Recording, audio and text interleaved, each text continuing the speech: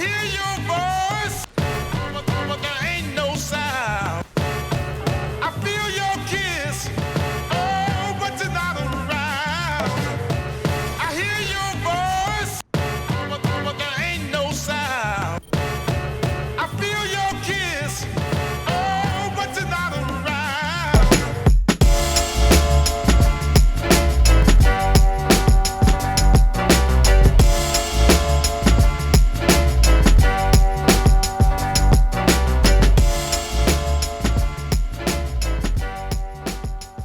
Alright, what's going on, chat? Welcome to episode 11 of the BetterCast, joined by Neely and JaceTheAce. I'm Yelkreb, and this week we're talking about playoffs because we are in the thick of it, and we're also talking about the history of Better Academy. We're taking a walk down memory lane. It's going to take up most of the podcast, but first, Jace, why don't you catch us up on those playoff scores? All right, in round one of Tier 4, yes, they are finally here. Minos 3-1 over Eclipsers, and Blackwatch got a forfeit of a rebound. Alrighty, and what does that leave us for the finals? That's going to put Blackwatch and Minos in the finals, which, I mean, kind of expected. Yeah, definitely kind of expected. I think we kind of saw this one playing out this way a few weeks ago, especially once Titans Academy was taken out of the equation. Predictions for this game, Jace, we'll start with you, and then we'll go to Neely. Oh, shit. Okay. Nice one. I'm going to go with Minos 3-1. I don't know enough about either team. I know that Seth is good, but I know Minos is just... And Seth and Zach are good. That's about my knowledge. Yeah, I mean, it's Tier 4. They're all pretty good. I hear Minos has Pretty some good good players, too. What's their DPS player they have who's like 4,500? Scoldy. No idea. Yeah, that guy rocks. I know they lost Soviet Rainfrog due to, threats. But I know they've got that truth guy, too, the guy who runs Event Horizon, so... I mean, that guy's just doing great. Event Horizon just beat No Daylight. We'll get to Tier 2 in a second, but I think for His that call-outs game... are fantastic. Minos 3-1. That's mine. Yeah? yeah, I just want it to be 3. I mean, I'll go Blackwatch 3-2. Why not? Let's get the Blackwatch. Every time they move up a tier, they win a championship. They took the initial Tier 2. It was a 3,300 average. Wasn't quite Tier 2, but Season 2, Season 3, Season 4, they're in Tier 4, and they take it 3-2. Okay. So, Tier 3. I mean, Tier 3 was a week of great games. Deep Dive gets sent home early. They're done for the season. Not what I expected. Not what anyone in Better Academy expected. I mean, that's kind of quite the fall from grace going into the losers bracket and then losing to Golden Hour, who, by the way, has Fury legit back, and that's huge for them. He's not colleging as much anymore, and he's picking up the controller when women aren't walking in his room and whatnot. So nice. In like the last 2 scrims, he's like, I might have to not talk for a map or 2. Bear with me. Well, whatever he's got to figure out. Glad he did it, because he's just like the absolute difference maker on Golden Hour. Mm-hmm. Yeah. Jace, you got all the Tier 3 scores for us? I do. There were obviously no winners bracket matches this week. We'll have that between Hindsight and Solars this week. We're all winners. But yeah, no, losers bracket, we have Deathwatch winning the 2 casters, 1 cup, 3-1 over STV. Jesus, this almost sounds like 3 dudes, 1 cart. Yeah, Almost. it does. And we have Golden Hour doing Deep Dive. Golden Hour 3-2 and Deep Dive. Not what I expected. We're going to have a Deathwatch Golden Hour rematch, that means, in the losers bracket. So that's something that already happened in the first round. Deathwatch beat Golden Hour the first time. They didn't have Fury. Hopefully they don't have him this time, but if they do, we'll be ready. Neil, you want to talk about your game? I can't have the stream open. Fun fact. The game. I mean, STB lost. Enough said. It was mad close, though. I mean, it was really close. I mean, Aikenwald, I think we could have won, You know, you guys won. Look, both Eichenwald and Dorado, both teams full capped with 2 minutes on Ike. You guys capped with 2 minutes on Dorado, and we got it with 0. So you got 3 minutes, we got a minute. And you know, we bled like your whole 3 minutes of Yeah, defense we were after we sweating pushed it on at point Dorado. one. It was I crazy. mean, both of those maps were really good. Like, map 5 was eminent. I mean, I guess STB is good at control, or was good at control. I don't know. I've never been on one of those teams that wins control, but we kind of had it locked down that we win Ilios for some gross reason, and I don't know I mean, why. maybe when because one of your everyone hates best it. players is your Lucio player too. I'm sure that helps on control a lot. Yeah, it definitely does. Absolutely. But what's funny is every time Wilkins is always like, I don't really go for boops. I'm staying with the team. And then he get like last couple of scrims and in that game, I think he got like, 3 boops, 4 boops. I know one of the scrims, I think on well, he had like 6 people in the well and we just won. It's like, oh yeah, like well's just like a good we have a game plan for the rest of the team to just cower in fear, and then if we get objective, Wilkins can kind of defend it really well. So took that, Matt. 2-0, right? It was pretty decisive. Yeah, Ilios was pretty convincing. We never made it to Lighthouse. Or was that the one we didn't play? We didn't play the Widow map. Ruins. Okay. Ruins, yeah. Because we like warmed up beforehand and we actually played quick play beforehand and we played 3 of the 4 maps that we ended up playing in the game, which was just like a stroke of luck. But I couldn't remember if we played Ruins or not because I remember playing it in quick play. Yeah. Nope. Did not happen. Dorado was STB a was crazy too good. one, though. I know. That was the first time I've played thi- Dorado all season too. Like it's never been in a pool so far, I don't think. Oh, really? And then since We we're played doing it like, last week. oh It really? was, Well, yeah. Loser's pick. I mean, Yeah. anything's on the table pretty much. But yeah, it was the first time we played it, so I was kind of nervous. I was figuring you guys would run the Winston Diva and do the first point stall type dive thing you had going, and it was working really well for you too. It bled like at least a minute and a half off the clock. I was getting hacked Yeah. from atop the buildings, and my life was miserable for the entire push. But I think that map's when we, like, as a team started to put it together, like, I think we were just trying to do I think we were thinking about what you guys were doing too much, rather than just being like, all right, we're just going to run Moira Lucio, Ryan Zarya, I almost said May Reaper, Somber Reaper, and just send it at you guys and see Yeah. what happens, I think we were a little afraid of Pharah maybe being a thing, and we eventually just said, you know what, just run what we're good at. And that's exactly what we did in the Icarus game too, because like we kind of we let them full cap Dorado, and then we just went, guys, like we literally were in the same comp that we were I in against saw you your guys. Dorado map against Icarus, and yeah, when you guys came through on attack too, you just ran straight into him every single fight and just ran him over. Yeah, So. that was just put on the good heroes and see what happens in a mirror. You said it was gonna be. Oh man, time to wake up, dude. You said it was gonna be way more of like a decisive game for Deathwatch than it ended up being, and like in the back of my mind, I always knew that it was gonna end up being really close, and I didn't want to say anything because I was like, I can't let Neely know that his team has a good chance. And then I think in that game, Yeah. there were a lot of maps Dorado could have gone your way, honestly, especially with how well you guys played in overtime. And then Eichenwald, same Yeah. thing, where it really did come down to like plays on the last fight, or 2 fights into the last fight, where it just made the entire difference. Absolutely, yeah. I mean, I'm just glad it was a good game. Yeah, I thought it would be definitely. I thought more of the maps were gonna go like Volskaya. You guys full cap. We can't really get anything going on point 2. I thought we'd maybe kind of do stuff like that on Ike. Get first, maybe almost get bridge, not cap third. Do stuff like that, and just kind of like you fight for it. You play a little Overwatch, but truth be told, it was just kind of, it would have been one-sided that way. Luckily, it wasn't. I mean, I'm pretty happy with I think after our game, some people are a bit tilted and a little frustrated that we lost. But I mean, I think my mindset going, and I told Jace about it before. It's like, it's not that like I'm gonna go in and not try and lose. Like, you know what I mean? Like, I'm just like, I put a lot of pressure on myself to try to perform in BA, just because like I've been on a lot of bad teams, not done well, not performed, not really shown anything. And, a lot of people know me. So, like, I like to, I like to do stuff. So, like, obviously, I was just like, if I just go in and saying this is the last game of my season, whatever happens, happens, and just kind of chill out. Like it should go a little better and keep a clear head. I never felt like I got super boomed. I don't think I played I wasn't lights out by any means. I was trying to force some shit. But I mean, you had like 2 play of the games that were. One of Volskaya was One was outrageously silly, but one was like a I think 5-man nothing shatter. happened.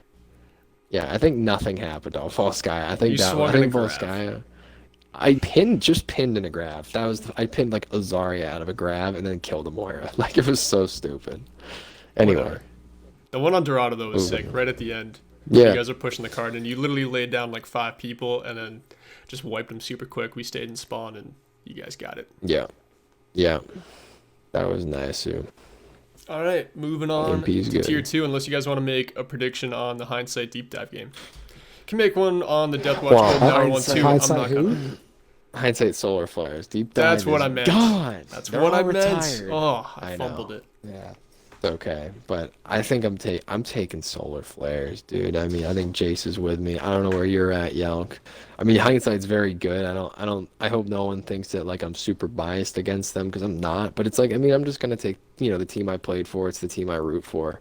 Yeah. As much as it hurt for them to beat me after leaving, I think me leaving was a big part of them becoming like good. So I can't be too upset about it, I'd rather me leaving and them being better I'd rather root for that than be like, nah, hope they lose. I hope they do terrible, If they beat me, I mean, I want them to beat everybody so I don't feel bad.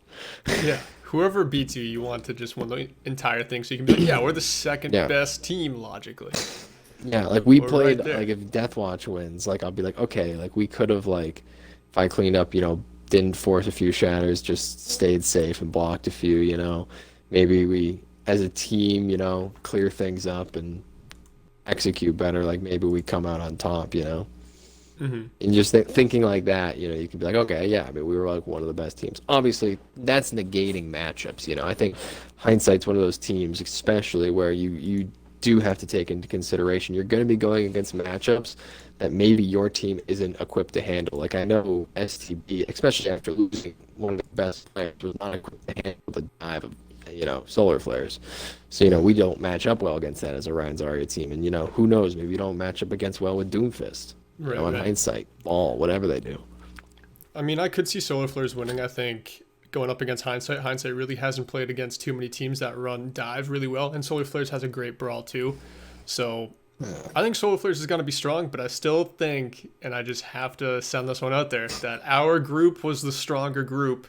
So I'm going to pick Hindsight just based off that. I think Hindsight's coming with something that Solar Flares does not smell cooking, and it's going to catch them off guard. And I think if they go down early, it just kind of could be a landslide for Hindsight.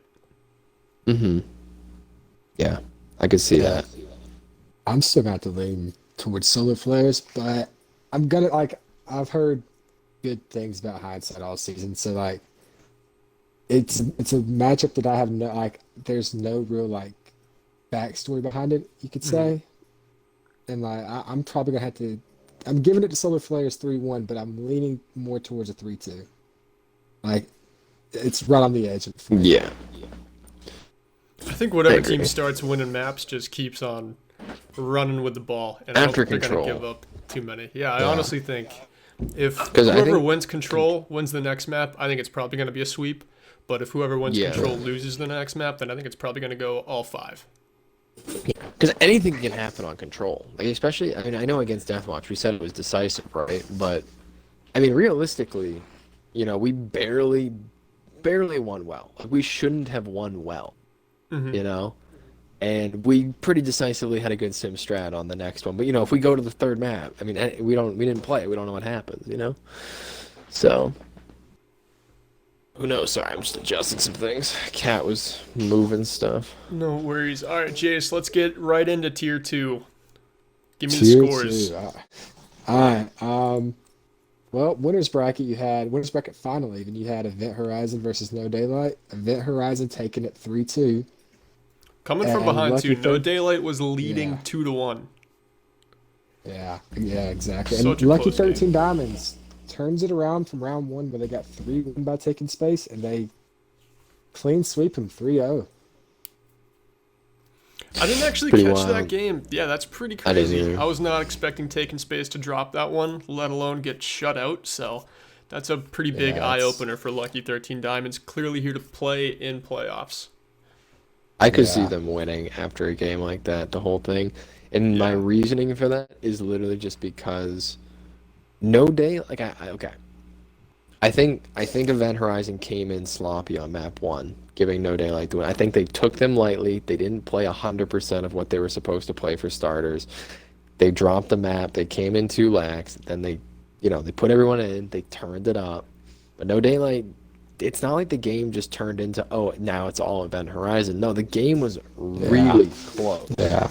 Like, Like, I Oh watched yeah, it. all 5 maps. Like, No Daylight could have definitely won on Busan on Control because they won the first point of Busan, and then they had 5 ultimates and definitely could have won the second point, but they kind of Yeah. fumbled it. But I mean, that's what the losers bracket's there for, because if you can go into the losers bracket, beat Diamonds as No Daylight, get back into the finals, and then play them 2 more times again, if you can beat them twice, I mean, that is a team that has Event Horizon figured out more than anyone else has all season. Playoff decks. Playoff mean- Dex. Dex played so Dex. well, dude. He played so Playoff well. decks. Yeah. He's going. Playoff decks is going to the losers bracket. And who knows? I'm not trying to put anything on that team. I know it's Burke's technical orb, but I know he doesn't run the player swap. So if they end up thinking 3D's more safe pick, that's so be it, right? Yeah. But I think everyone here on the desk, on the panel, All the Ryan mates are just like, Dex, dude. we're all about playoff decks. I mean, because his arc last season was so good. Yeah. Oh, Not yeah. playing, gets benched for Frogchamp. Frogchamp was good and still is good. Didn't get a lot of tier 3 time, but it's tough when you have a tank like Geo in front of you, and you just you got to pick one, right? So he wasn't the one that was picked, and once Frogchamp got benched or whatever you want to call it, Dex came in for the finals and was playoff Dex. Obviously, it was a whole team thing, but Played out of his mind. Had the Mania like to- off tank, too. Never forget. Ooh, Playoff Yeah, Dex yeah. and then Nasty, Mania though. on off tank for the first game he gets on off tank all season. That was a fun final. I'm never going to forget that. and Mania's wins off take his and first. wins the game. And wins the game Mania. with the 4-man Diva Bomb. Yeah. Yeah, because they were gonna lose that map. It Oh, was gonna yeah. go map Oh, 5. yeah. I casted that game. The alts Blackout had. It was definitely going to go They had map like they had 5. 3 alts versus Diva Bomb. The bomb gets through. I'm like, they're gonna touch Oh, though. They should be yeah. able to touch, and they just couldn't. Chiboy couldn't get out of the Doomfist Nope. to touch in time so they could get the bomb on, and then I forget what else they had, but they had remember- ultimates. The Sigma shield, he stopped it just a little bit too late. I remember that vividly. Like it was right there, and the bomb just, the tip of it just snuck through, and that's a 4K right there. That was probably the biggest play ever on stream, was that Diva Bomb. That was huge. For like a, Yeah. That's- cause to watch Better Academy stream, probably the biggest one. I mean, you don't see many like game winning. Like you see obviously like during the map, but you don't see very many like clinching ults like that. Hey, Blueprint Chaos Tier 2 against 16-Bit Hero in Season 2. I had a shadow yeah. that won the game on Control, and then I teabagged and got Well, banned for BA.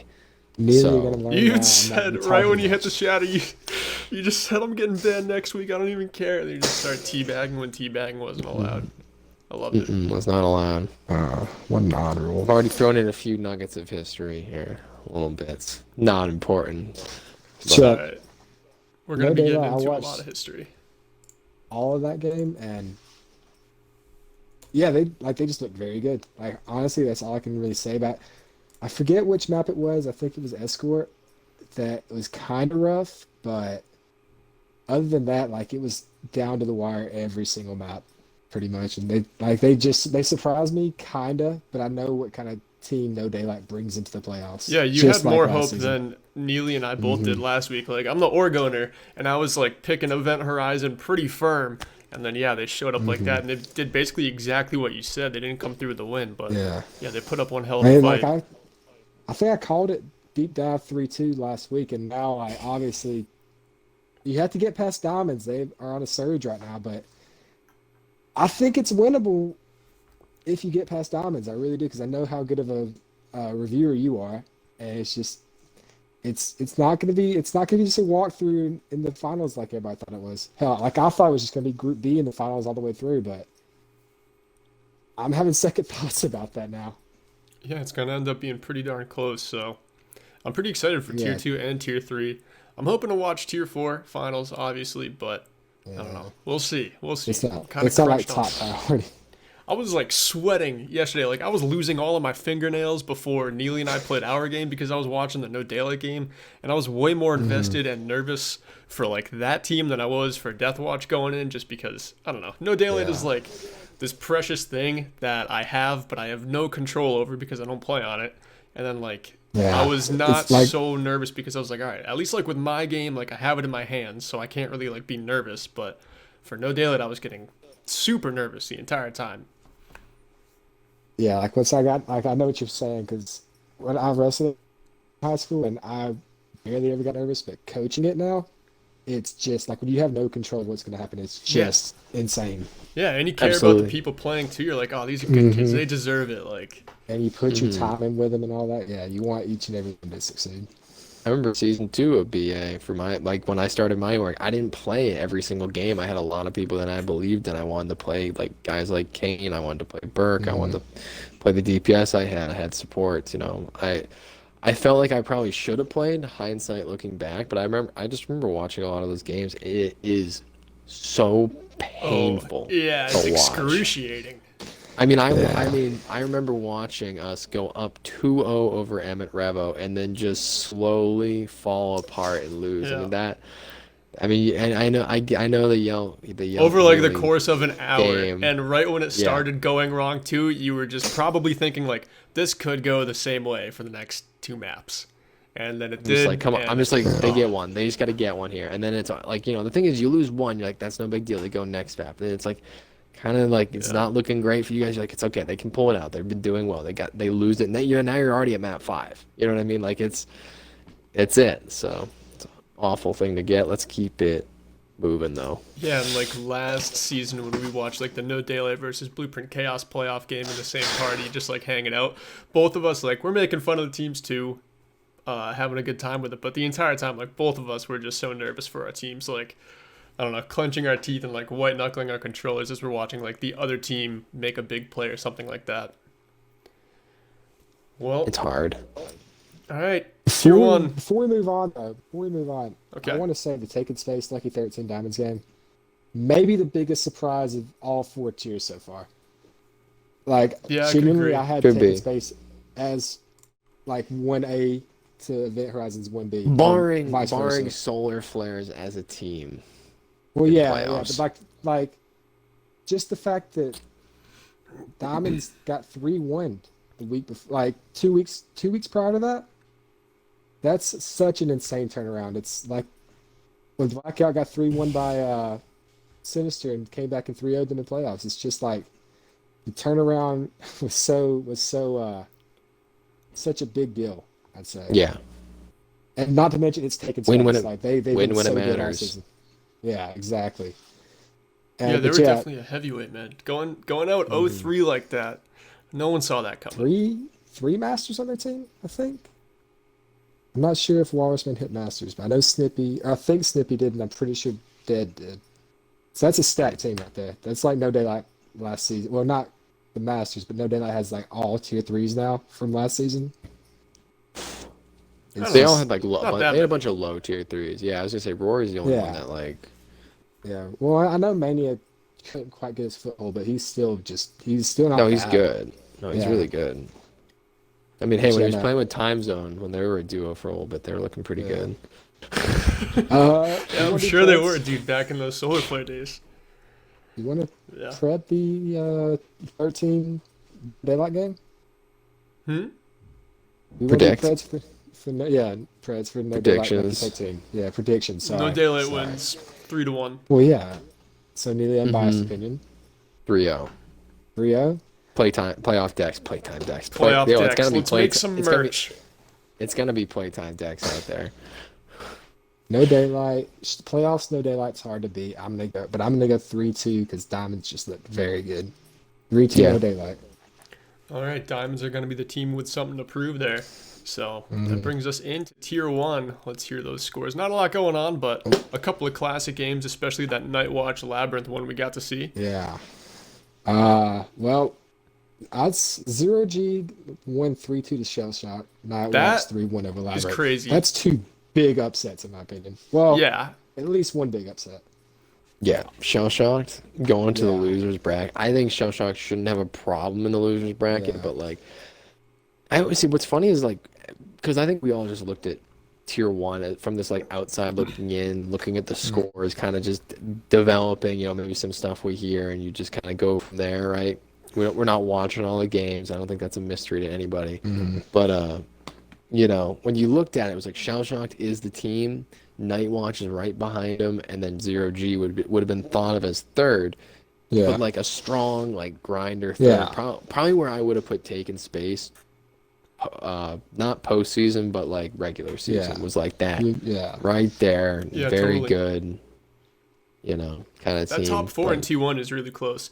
I mean, it Yeah. kind of seems like Labyrinth was a little bit off balance in their game against Nightwatch, so that upset going through, it went kind of quickly for Nightwatch, and it was pretty convincing, so they're really going to have to fight Labyrinth is in the losers bracket against Shell Shocked, because them losing to Zero Grav kind of sets up a layup for a win over Labyrinth with how they played. Like, I'm expecting Shell Shock to breeze through Labyrinth. If we're making predictions there, I think it's going to be a 3-0. Yeah. And then Yeah. in predictions for the winners bracket still going on, I think Zero Gravity probably just takes it, because if they're beating Shell Shock, they're playing pretty well, and I don't know if Nightwatch is quite at that level, so I think it's going to be Shell Shocked and Nightwatch in the losers bracket final, and Zero Gravity is going to have a ticket straight to the finals. I think I mostly agree with that. Wait, who'd you, well, I don't actually know what you said. I was stretching. But I think it was, Nightwatch? It was Shell Shocked versus Labyrinth. I think I predicted Labyrinth to win last week against Nightwatch. They did not. But I think the thing with Tier 1 is you are learning a lot of stuff. A lot of these guys, it's their first time in Tier 1. Because they are newer. A lot of Tier 1s end up moving up. I'm sure there's some veterans that are like, hey, man, I've been doing Tier 1 for 5 seasons. Keep it away, But, like, a lot of them are newer to the whole thing, learning what to do. And you can kind of just, sometimes I think you can go out there with just a little less consistency. You're like, oh, we did so good last week. And you rest on your laurels and you stop, doing whatever calls you're supposed to do. Like, I think in Tier 2, more in Tier 3, you start going, alt tracking is just a thing that, like, if you're not doing that in Tier 3, you're just losing games, Yeah. You No have to matter keep how up with mechanical alts you and are. cooldowns, too. Yeah, everything. Like who you're gonna kill, when you're gonna kill them, what's the sign, Yeah. What did they do that means we have to hard commit and maybe risk our own lives for that kill because it's worth it, and they're more exposed than you are. Anywho, So 0G Nightwatch you got. 0G Nightwatch. I think I gotta go 0G. I mean, they just took down Really? Shell Shock. I mean, Shell Shock 4-0 Nightwatch. Yeah. That's kind of my Yeah. train of thought, too, is if I they're mean, beating that's- Shell Shocked right now, then they're playing really well. So I see him cruising right there. That's fair. I think But again, it's Tier 1. I Nightwatch. think it happened. I think like the Blackwatch org just almost like, or at least Blackwatch org in Tier 1. Like they've just been consistently good, and I think it's kind of the no daylight syndrome where they just show up in playoffs. Like they're hard to beat in could. playoffs. They just beat They could. Labyrinth, and people thought Labyrinth was just that good. And they Yeah. didn't just like they 3-1. That's kind of convincing. So I'm gonna give it to Nightwatch 3-2 here, and I think That's Labyrinth fine. gets beat again by Shell Shock. Yeah, in the losers. And something I'd like to clear up. I think I've noticed for the last couple, Burke and I agree, and then Jace comes in third and goes with his. He's like, I'm going to go with the other team, but it's going to be a 3-2 to them. It's going to be. It's not a formula we're doing. It's not intentional. We didn't do any of this before. I think it's Last just week kind I of funny. called Nightwatch 3-0 and Shell Oh, Shock. I know. we all I'm had, just like, saying 3-1. today. Yeah. I'm just saying Yeah. today. That is kind of how Oh, it's yeah, gone, just- but I think Tier 2. Whatever. Tier 2. I Not a script. yeah. Nope. Very I got a biased, script though. Very I biased. got a script on here. all right, let's make early tier final winners. Like early predictions. Who's going to win the tier 1 final? Jace, go. I'm going Nightwatch. Neely? 0G. All in. I'm saying Shell Shocked makes a run from the losers bracket. Okay, tier 2. Jace, who do you think is Easily going to doable. win? I think it'll be if No Daylight beats Diamonds, No Daylight. If they don't, Event. So Kind of cheated. Okay, no daylight. all No the daylight. teams that have a chance could win. No. Thanks, Jace. Neely, who do you think's Okay. winning tier 2? That is a tough one. I kind of want to cheat like Jace, but I got to be a man here, and I'm going. I've been saying playoff decks since yesterday, so I got to go no daylight. Let's I start think making the ob- t-shirts, man. Playoff the- decks. the I'm going ob- with no daylight too. The obvious answer. I think everyone knows it. You can, you Is- know, Yeah. we're not here to be right. We're here to have a little fun. Be biased So, as possible. yeah. Nope. Bert's my Definitely friend. He made an org. I want him to win playoff decks all the way. Playoff I decks. like just Put it on the a shirt. established. I like no daylights overall. Playoff decks. Kind of want them to win. I'll be honest. All right, Neely, we'll start with you on this one. Tier 3, who wins the final? Neely. Come on. Big Come thinker. on. Solar said it. flares. Yeah. I think solar flares. I think that I want to say Death Watch because obviously you want them to go all the way. You want either of the teams that beat you to go all the way, but solar flares I think has the most options. Like Ryan Zarya, fine. They're not just like, oh, we're really good at it. We're defined by it. You know, they're not even defined by dive like they basically are. They're just the only team that runs it and has as much success. And they've got two of the best dive tank players. Like probably the best monkey, probably the best ball. I mean, just what it is. So They you know, seem like have the only most team that diverse can tank run line. a dive tank line too. So honestly, I probably have to agree with you that I think Solar Flares wins the whole thing. But if Fury's there for Golden Hour the entire time, like I'm nervous playing Golden Hour if Fury's there. I think all of Death Watch is kind of nervous. Like we're gonna show up to the game and be like, all right, we definitely have our hands full with this guy. But if he's not there, then I don't think Golden Hour comes close. I just don't think they do. I think if Fury's not there against Death Watch is gonna beat him again, just like they did the last time in week 1. But if Fury's there, dude, Golden Hour could honestly like make a run and take the whole thing. Like I could see him winning out from right here in the losers bracket and just going straight through the final. That's how good I think Fury is. Yeah. Fury is really good, but he did lose to Hindsight in a 3-2 close one. They found answers for him. The tape is available, Yeah, but that's very true. I think what their team's gonna have to do, and you know, I think any team that is gonna have a player such as Fury is, you know, how do we just make it so that he can't die?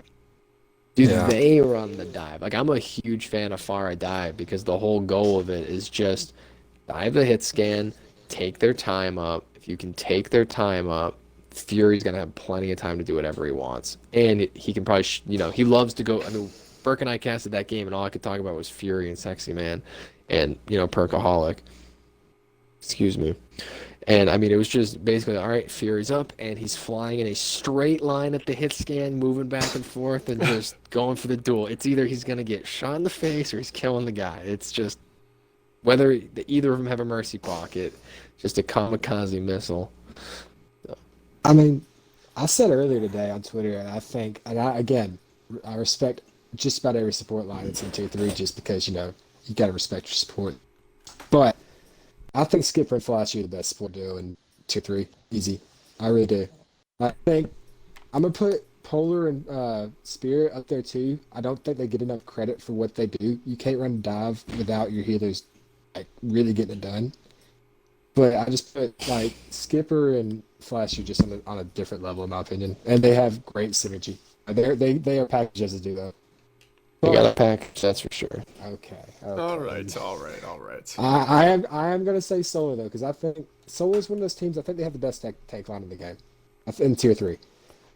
I think they have a top 3 in like DPS line and support line. I think they're top 3 both in both of those. So it's one of those things. You're so good. Like nobody's gonna have the best at every role, you know. But if you can be in that consistent like top 3-4 range, I think they have that, and I think that's gonna be enough to carry them on. It could be. And moving right along to tier 4, Minos versus Blackwatch. Who you got? Who are we going? Jace first? Let's go Jace first. Yeah, keep it going, Jace. I think we already I mean- predicted these. We might have. Actually. I think we did too. Let's do it again. Why not? Just shout it out. I think my heart tells me Death Watch or Black Watch, my brain tells me Minos. I like a bunch of the players on Death Watch. I'm Black Watch though, so I want Black Watch to win. I think Minos wins. I said it earlier. Black Watch, they have won every time that name has moved up a tier. I don't see why this season's any different. 3-2 Black Watch. It's by no means going to be easy. But, I just got to go with it. I've always liked Black Watch. My prediction. Minos Doesn't matter. 3-1. Make a new one. Yeah, Minos, yeah. Minos 3-1. I think that's what I said anyway, but... Yeah. We should write these down so we can check back and see who's right. Dude, I've never remembered one prediction. Chat. Remind me about it that, back. because I want to talk about that after stream for next season. So Stream is back. Stream is back. Oh, nice. okay.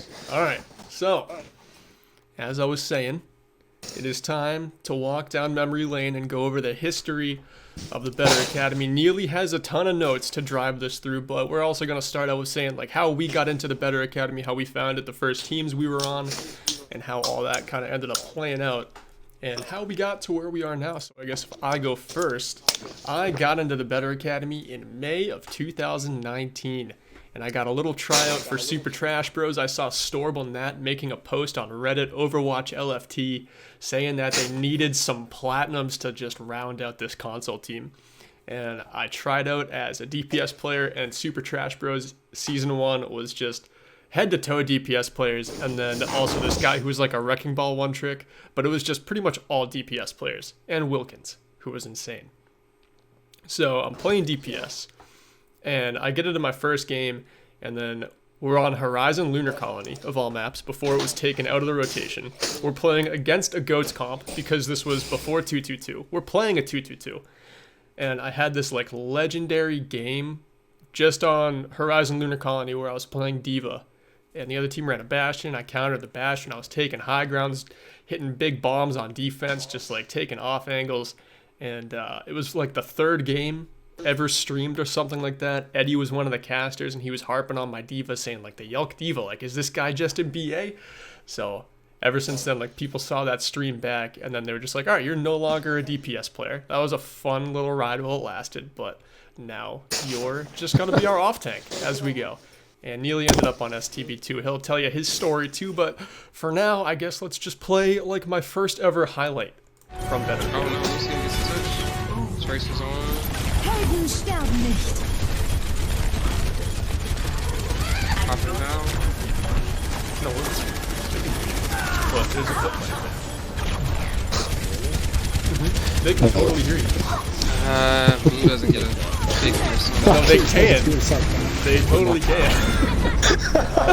Yeah, but I can't say anything like. No, You're doing Seriously, so well with solid this. D.Va. Yeah, I was just about to say, Yelk is definitely standing out. So yeah, that is How long has he been? my first I don't know. Is he like, new or is that clip just a from my different first name? game that I played in that was streamed.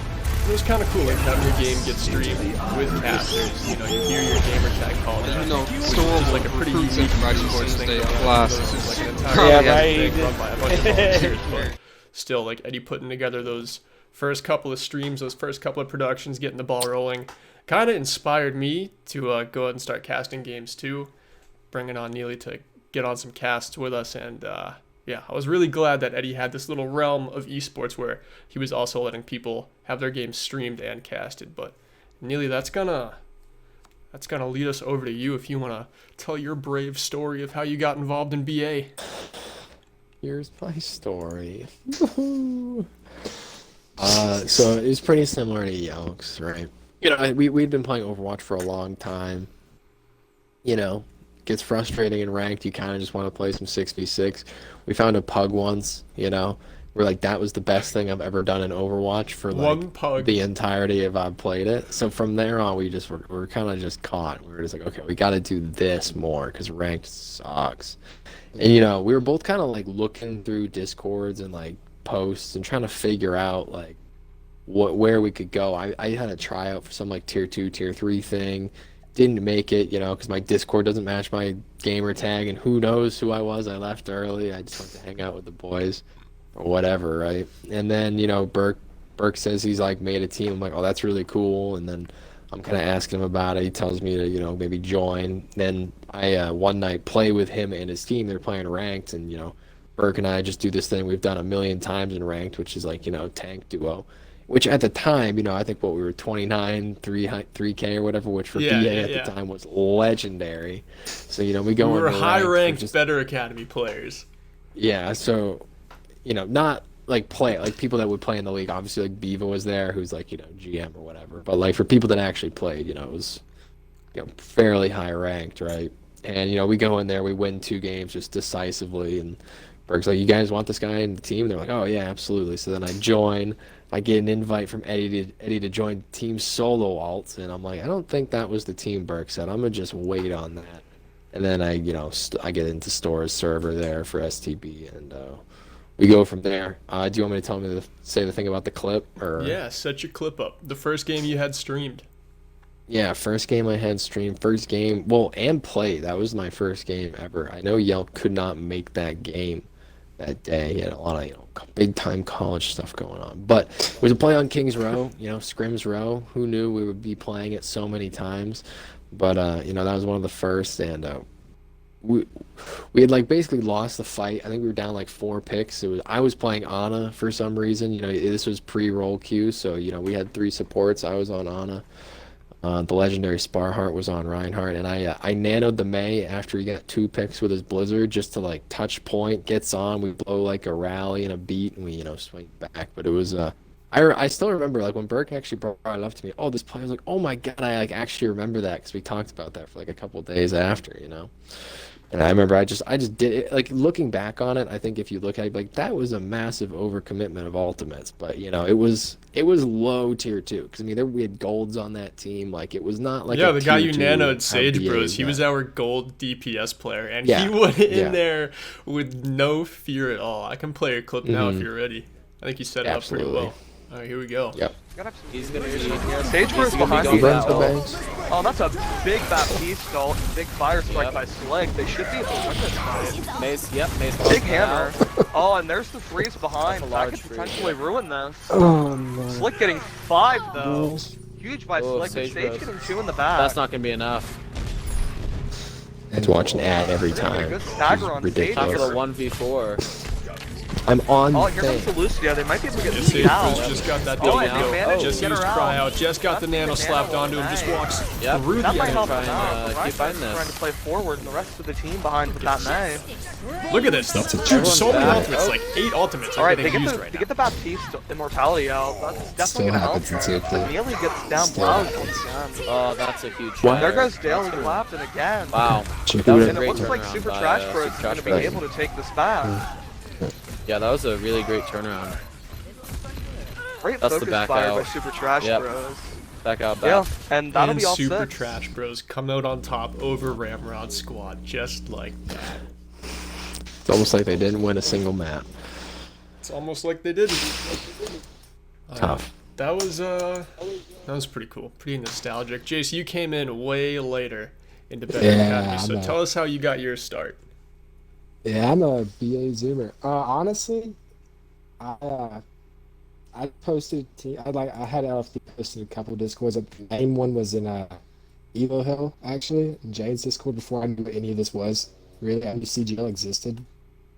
Mm-hmm. But yeah, I got an invite one day from Captain Clutch actually to join New Future for an upcoming their first season in Better Academy. So I was like, sure, why not? I went and tried out. Just swapped roles to main tank like a week before that. So I got taken in as a brand new main tank pretty much.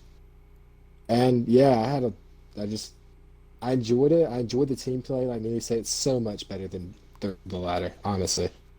But, Yeah, the first time you get into it, there's like nothing like yeah. it compared to like a ranked experience. There's really not. it's so fun. But I remember my first game pretty vividly because we first game in BA get a tie. Get those every match now. Beat Blueprint Chaos. Still hold that over Neely's head. Pretty dominantly too, 2-1. Very, very good. Very good game. Yeah, you should have seen Dorado, the one map we took. You know, when we kind of put it together and we started being like, "Oh yeah, we're a much better team," and we like destroyed. Right. Yeah, I remember. I do. I will remember that give you vividly. this. That's before you had the second best Reinhardt in tier 2 on your team. I will give you that. But We had him around. Was not very active yet. not yet. But yeah, no. It was a little bit bumpy there at first because I thought New Future, screwed Future by the way, was pretty solid. I thought we were really good. I turned out being pretty wrong. But I remember we were tied with Blackout because it was like early in the season. But they were ahead of us because of one map differential, and I was so mad because we won 2-1, they won 3-2, and I was like, they lost more than we did. Why are we not? I understand they won more, but why aren't we just straight up tied? It didn't make sense to me. But yeah, it kind of got heated in Discord, in the BA Discord for this first 2 or 3 weeks I was there. But yeah, it's kind of smoothed over since then. We ended up being very bad that season. You weren't that bad. We 80 out of 100. You weren't that bad. 80 out of 100 main tank line, but that's okay. Tell us about your first main stream tank line. game. First stream game was actually against No Daylight, and yeah, that game. But yeah, looked pretty good to begin with. We went up 2-0, got a little bit tilted at Nimbani because started off quick play, we rolled through it. But yeah, ended up getting reverse swept. It was rough. It was very rough. Nothing positive to bring out of it except there's one play on Nimbani where, God, I feel so sorry for Dex on this one because he rolled me because I was watching it back today. I was garbage. I was garbage at the game then, but I think Dex got shattered 3 times in one fight because Raph, who was one of probably our best player. Mm-hmm. Raph X Saints, he was on Echo, copied the Ryan. I hit a shatter on Dex, get like 3 or 4 of them. I forget the exact number, but then while Dex is standing up, Raph shatters him on Echo, then gets charged. He gets charged. Echo gets rolled right away. Gets shattered the 3rd time. It was a rough couple, like 4 or 5 seconds for Dex there. Yeah, I got the clip. I'll play it now. You really never let Dex get up. Raph, that might hurt them in the long run, Yeah. but he's going to have the quicker Yeah. spawn based on the cart progression. Trap him down, and Dex. Beautiful. Yeah, the That was long still, like, spawn that was for New pre, Future here is going to be training something like they're going to Dex have to too, take into so account during it was the way we team just fights. charge into How the much back. ground they should push, Get away how with it dangerous they need to be, 75% of the time. or But excuse me, how dangerous again, their one of the choices hardest can be, rounds there is to play you know, against. taking The that ones into that just account in don't team care about fights pressing is LB. a They big just have them on task when cooldown. you've got a Reinhardt swinging a hammer in your face. Huge shatter by Jace, and another shatter. Speaking of right which, after. yeah, Notice wow. that Arrow Pulse, one of the better Double tier shatters 2 coming in. supports, on off tank in that clip.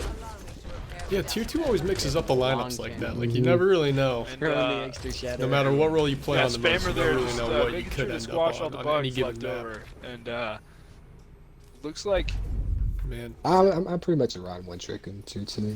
3 shatters in 1 clip. That is just bringing the pain, dude.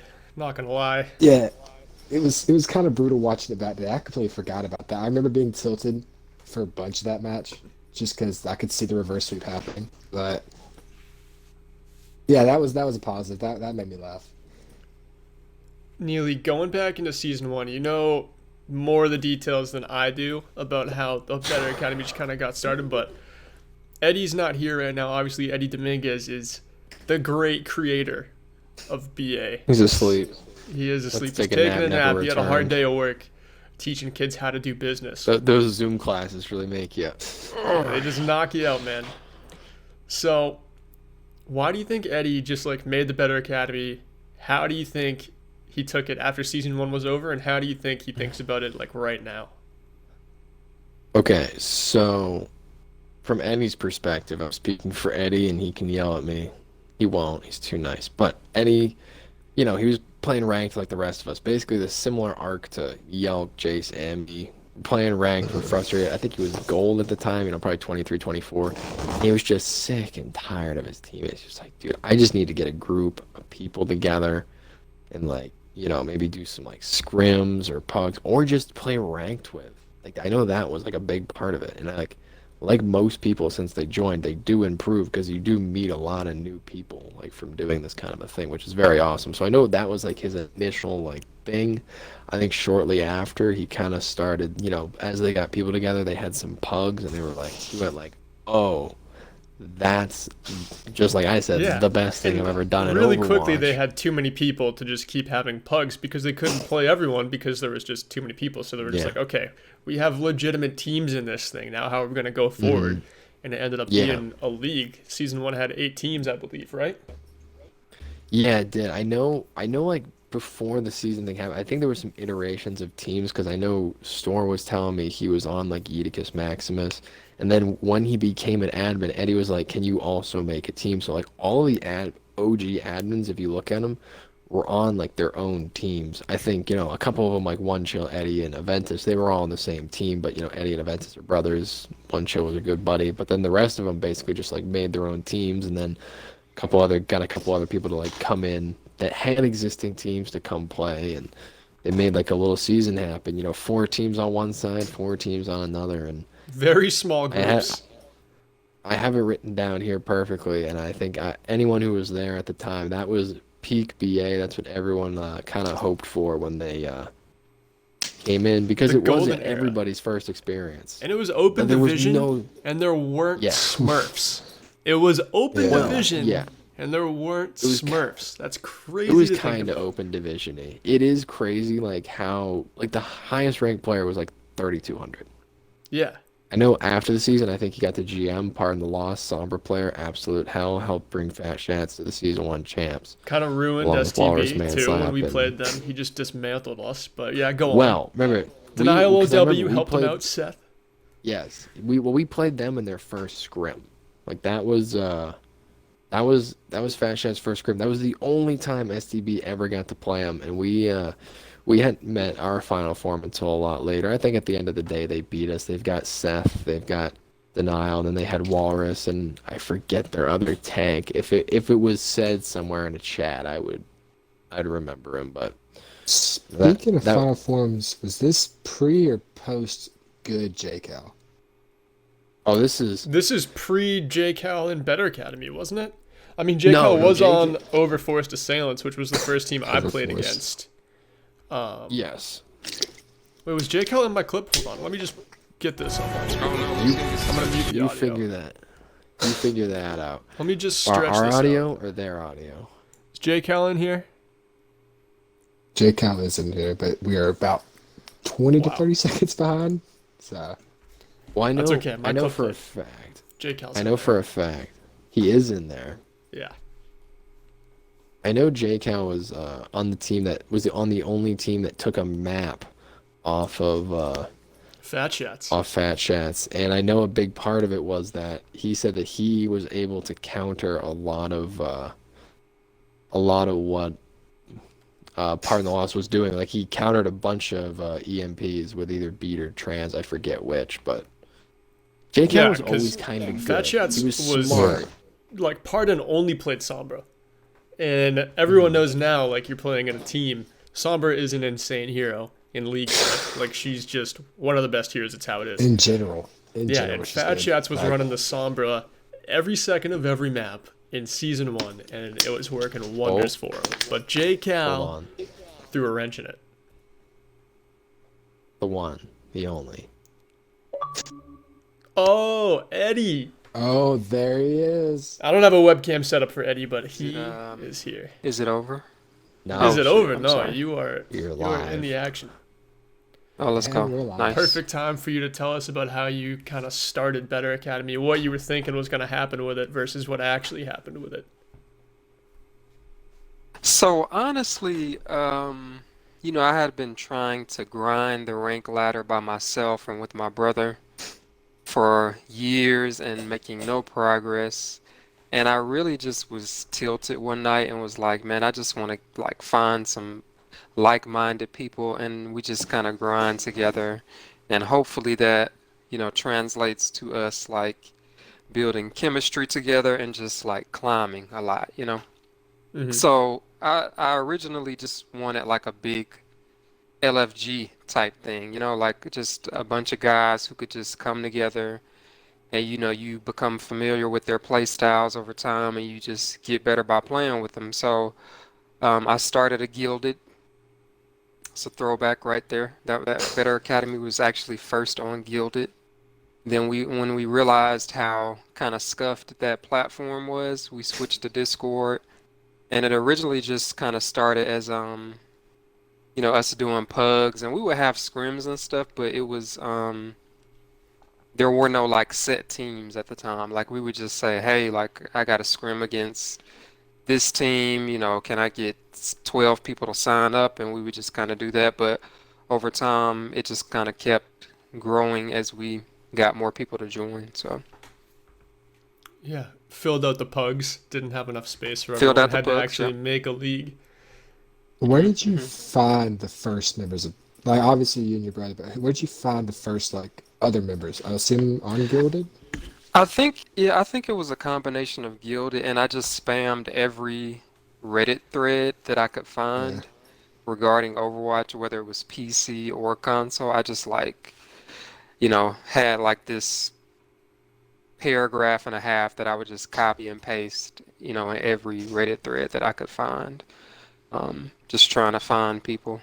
And it was like the initial response was like crazy. Like I didn't expect it to, you know, get much traction, but I think in the first few days, like I had close to 100 people who were saying they were interested. So Yeah, it it started really off strong. it blew up. Yeah, it really did. It Yeah. hit the ground running for sure. What do you think about the first time you were on a team, like actually playing in league games? And then also, what made you want to start like producing and casting some games? So man, the first time being on a team was like just super fun, and that was like actually when I started to notice myself kind of getting better at the game. Mm-hmm. Just because, like I talked about, when you can get with like 6 to 8 other people and you play with them consistently and you kind of just learn their play styles, you just, naturally get better. But yeah, it was great because like I said, like being just a kind of solo queuer or just duo queuing with, my brother, like I never really got to experience like that full team experience, like just where everything was coordinated because I didn't, like when I was just playing by myself, I realized that the games were not coordinated, but I didn't know Overwatch like I know it now. I just Mm-hmm. knew that what I was experiencing wasn't real Overwatch. Um, but yeah, like being on a team was like that just kind of made it click. And even before that, like you mentioned the pugs, I remember the very first pug we did was kind of like just mind-blowing to me because that was like the first time I was in a match with 6 other people and we all just did the same thing at the same time, and I was like, oh shit, like this Yeah, the is what first like real sense it's of coordination you get in Overwatch. exactly, bro. Mm-hmm. Like, and I was like, this is what Overwatch is supposed to be like, and it just kind of gave me like a second wind, as far as like my interest in the game. So, and then as far as like streaming, man, streaming was really like my way of, well, I'm like a, you know, tech person anyway. Like I like, you know, doing things with technology and like Oh yeah, graphic definitely. design and like all of that You're stuff. very savvy. But this, Yeah, it's I very appreciate talented. that, bro. I appreciate that. But the stream honestly was just kind of my gift back to the BA community for supporting the server. Like it was just something that I just kind of wanted to do to, just in a way like up the credibility of the league because anytime you have like a high quality stream where you can have your matches and community members can watch them there, excuse me, I think it just kind of, like establishes the credibility of the server and things like that. But it was really just me like trying to say thank you guys. Like I just want you to like enjoy this and I hope it's nice. And it's turned into a pretty consistent, Those medium for people to those watch the first games, I couple think. of casts Like I went back on YouTube on the early Better Academy videos, the streams. Those were some laid back casts. And let me tell you, I'm a fan. That's like fold a couple of lawn chairs out, stick a microphone in between you, and like watch some Overwatch. It's kind of what it felt like listening to it. It was great. I still remember when you and Cam were casting, right? And, this just shows you how we try to, be a little PG-13 with the cast now. But we were on Hollywood, and I think somebody was like wrapping around like the backside of like point A. No. And then Cam was like, man, it looks like they're trying to hit it, but from the back there. And I'm like, quotes like that probably wouldn't go down, on today's cast. But yeah. No, to probably your point, not, but like, they still the do cast, every time Cam casts a game. Yeah, of course, It's Cam. That's why we love him. You guys got me worried. But yeah, those first casts were cool, man. They were fun. For sure. They were a lot of fun. I'm muted. Yeah, you can't cancel me. No, of course not. Not on a Better Academy anyway. There's no way. What are you gonna do? Be like, can't have this guy? I'll just tone it down if I have to. So, I know BetterCast has been through some ownership changes throughout the short life it's had so far. So we're gonna talk about the plight of Enlighten. Maybe we'll get onto that later. But when did you realize? Because you've always been kind of involved, right? Like in some way, shape, or form. Yeah. Eddie's like, yes, kind of involved is how I would describe my whole existence. So, But, especially now.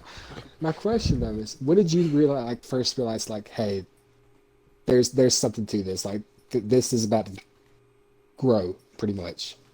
That's season 2. After season 1, I bet. Yeah, after season 1, probably.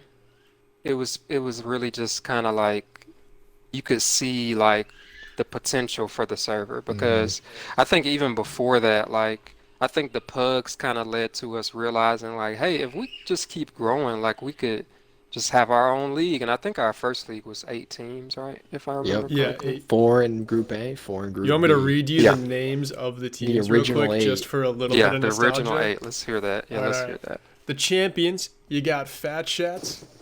Of course, yeah. Solo Alt. Solo Alt, yep. Squid Squad. Yes, I remember Squids. Yeeticus Maximus, the team that would just take a Symmetra and a Bastion and be like, wonder where we're going to end up this game. And they would just do that for 4 maps. Super Trash Bros, Salty Spittoon, Ramrod Squad, and Overforced Assailants. Those are the teams. I remember those. I remember all of those. Yeah. But I forgot the original question. Shit, I'm sorry. When did you realize it was gonna start? It was gonna blow up, yeah. much? So after that season, like, we had steady growth, and we had some officers and admins that were, committed to helping the server grow. So we just realized, if we keep getting more members, like we can just keep slowly expanding this thing. But I honestly never expected it to grow to the point that it is today, to be honest, man. Like I just thought it would like be 1,500, 1,600 members. It's gigantic. Y'all, like, Better Academy's up there with like CGL and GGNA right now, or ELO, I guess. I think it's right up there. I think it's considered by many one of the more legit leagues. And That's I know good, I guarantee after season 1 too, not only did you realize you had something, but I know like me, like it wasn't even a question that there was gonna be season 2. Like I went and made my own org, for BA. And I mean, I think the thing was, and a lot of people, by the way, a lot of people from that season 1 went and made teams. I'm not gonna list off everyone's name, but needless to say, not all of them stuck around. Persevere. Not all of blackout. I mean, not all of them even made it to the season. No. I mean, there was like 10 teams of people like me who went and made a team, and then they just were, not a team. We even picked up some of those flavors. Yeah, it just happens. People go make teams, they don't work out. It's way harder than it looks. Like, as much as like I don't put a lot into it anymore, it's just that groundwork stuff. But that's not what I'm getting at. You had people expecting a season 2, so now you had a season 2 on the doorstep that you're already like planning. But you guys, I mean, no offense to you guys, I think you would say this yourself, you had no experience with any kind of league thing. You had no CGL people to like guide you. You were just like, well, we did it a bracket once, it was literally perfect, and then it went to the next thing. I think I've got some, stuff written down here, but I think this was this was the season of learning for BA. Yes. Sadly, I don't think a lot of that learning really You're got still, carried the second on. season is the one you're talking about, right? Yes, Yes. season 2 was the season of learning because, like, you had it was kind of like this season where there was a massive influx of teams because there was a successful season, massive influx. Then, obviously, after season 2, there was a lull. Season 3, very small again, kind of season 1-esque. Season 4, a lot like season 2, tons of backouts. So hopefully, between going into season 5, we won't have a 17,000 month lull and a basic mutiny of breezy feathers. Oh, Yeah. yeah, I'm interested in that story. I don't think I've ever heard like the real. I mean, I can Maybe kind it's of off, like. maybe it's an off-stream thing, but like. No, I mean, I can kind of get. I wrote a bunch of stuff. I can kind of get into it if you want to just give me some room here. I can kind of, there was a smurfing issue. Teams were backing out, unlike now, where like when a team backs out, that's it. Those are We forfeits. just keep or the ball whatever, moving. We don't just let it keep be a mo- big there's speed no- bump. There's no Right. point in being like, oh, we're gonna put it in. So back then there was teams that came in, and I mean one of those teams did have Breezy on it. 16-bit was one of the teams that came in.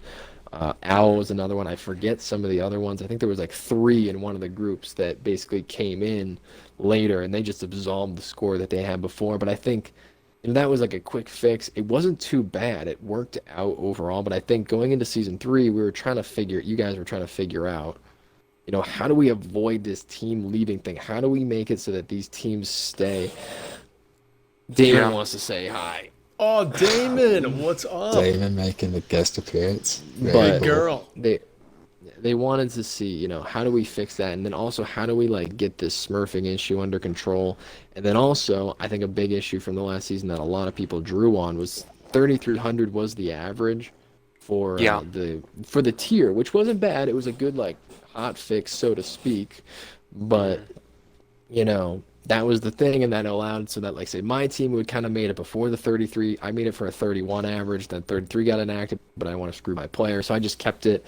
Then Black Watches made it for 33, and other teams were like more based around that. And you had some people like Seth who were very high rank, and then like some people like my, it just got very spread out. So we're like, how do we fix that? Now, slowing all down, that's kind of jumping forward. Go halfway through season 2. Hey, you had a kid or two. You popped a couple out, and you couldn't stick around with BA as strong. I became an admin at some point at that time. But before I forgot that, you were an admin. Like, I don't know how I forget you're an admin all the time, but I like every forget time you say that, I'm like, oh my god, you were an admin. I forget that too all the time. But Enlightened was he first came on as an admin. He was, I'll vouch for Eddie here. He was really good for the community. He was in all the chats. He was very positive. Super Crazy, active. Very active. Super active. He, filled out a form to maybe become an officer, an admin. He becomes an admin.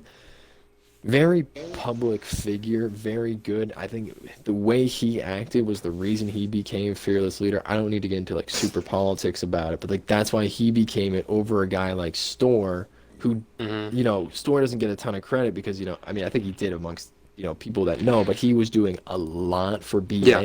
He just wasn't in the chats. And to be fair, if you're gonna have a fearless leader, I'm just speculating. You're gonna go with the guy in the public eye who's talking to the people, who can like manage the PR. It's like it's like any big position like that. I don't need to go into it, but it's you want the public figure to handle stuff, and you want the people behind to do their stuff. Everyone respects each other in there, but obviously at a certain point, certain people amongst didn't agree with the way things went, and there was kind of a divide. We lost some admins just because, we lost Eddie because of the kid. One chill ended up leaving. Sparheart stepped down. That left Store, Beava, me, Enlightened, Widow Too Thick, and the Eddie in the Neverland of kids, not really picking up Discord anymore for good reason, of course. And there was kind of became this weird divide. I was friends with Enlightened for like 10 years, so I'm new to this whole thing. I'm just kind of piggybacking on him. They've been seeing BA, how it's been. There becomes a split. They kind of go towards, maybe we make a new server type thing. at a certain point, they just end up leaving. They bring a bunch of teams with them, and then it's just me, Widow Too Thick, and Light, and then we got like this slew of officers that are like kind of have no offense, no clue what's going on. Yeah, they're just like hanging out in the rafters. They really don't They're know. just, And you guys are just like, overwhelmed with stuff to do with the Discord because it's grown so much. Yeah, and you're just like, how do we, and we just lost a bunch of teams. How do we come back? I'm not like against Enlightened at this point. So we're like, how do we come back? We need to like, figure something out. We're asking the community, like, what do we want? We have good intentions going into this. And I've been wanting to say this for a long time, but I've told a bunch of people if I ever told this story, there would always be a part where I go, and it all started with the T1 match chat. And to just, again, nothing against T1ers. I know that comes off wrong. They had good ideas that might still be around. I don't remember, but like there was like the Better Academy chat, which is like the regular captains, and then there's the tier 1, the minors, whatever it was called, right? Yes. And I remember that. in tier 1, they were coming up with a bunch of ideas. It was very productive. Like, I will admit, looking at it, I was like, oh, they're actually doing something. And like the captain chat I'm in, no one cares. Like, it's like, Tier 1 really did want to make it like the best league it could be, though. But they were throwing so many ideas so fast that it was just almost a little bit laughable, where it's like, okay, we cannot do all of this stuff. Like, you guys got to kind of rein it in a little bit, but go on. And the stuff we latched onto, like the things that Enlightened latched onto, were things like SR. Like, I'll break down some of the SR ridiculousness that like we had and why seasons were getting basically stalled out. And there's many reasons they were getting stalled out. One was because Enlightened was trying to make it so that if you're in, you're in. There's no backing out. Like, we want secure teams with a lot of people. Like, these are, he was really trying to lock that in. And there was a bunch of other, we're trying to make rule books, like all, rule books that are used to this day, by the way. Dano wrote that whole rule book, and I mean, it's been iterated on. There was some stupid stuff in there, admittedly, but that, like, I look back and be like, I read that and just didn't, like, I can't believe it. But one of the big things that like T1ers I still think are like think this way, and I totally get it, because for tier 1 it's 2750 to 0. It's the biggest tier. It's not the most populated tier. There's not as many players, but it's the biggest range. So when it comes to people getting over that 2750 mark, and you're going against the Giga Brains of the world from last season, you're just like, I'm 1700. You know what I mean? Like, this is tough. Like, I don't like this at all. And obviously, I think there isn't probably a lot of silvers that get as much playing time, because it is BA is competitive. I mean, at the end of the day, it is a competitive league. And if you want to compete, you got to have that like gold to plat team that ranks up, hopefully. Yeah. But their whole thing was like, we don't want people. If you move out of the tier, you're done. So I'll break down the SR thing that like stalled this league out and narrowly killed it. Was take all the SR averages now that we have, exactly the same, except we don't have the round down by 50 rule. That was brought in by Yelk.